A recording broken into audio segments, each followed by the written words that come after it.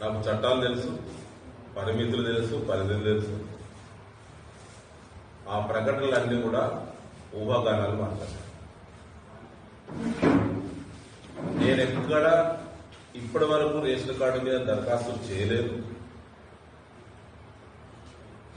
అలాంటి ప్రయత్నం కూడా ఎన్నడూ చేయలేదు.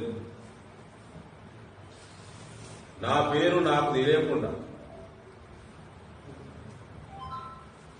రాష్ట్ర ప్రభుత్వం నుంచి జిల్లాకు, జిల్లా నుంచి మండలానికి, మండలా నుంచి గ్రామ అధికారులు ఆ లిస్టులో నా పేరు ఎట్లా వచ్చిందో సమగ్రమైన విచారణ చేసి వెంటనే తనకు సంబంధించినటువంటి ఆ సంఘటనకు సంబంధించినటువంటి బాధ్యులపైన చర్యలు చేయాలని chief secretary government of Telangana గారికి, అదేవిధంగా డైరెక్టర్ సివిల్ సప్లైస్ హైదరాబాద్ గారికి, centre for good governance DG గారు హైదరాబాద్ గారికి, ఆ తర్వాత జిల్లా కలెక్టర్ వరంగల్ గారికి నిన్ననే నేను వ్రాతపూర్వకమైన కంప్లైంట్ పంపడం జరిగింది మెయిల్ ద్వారా.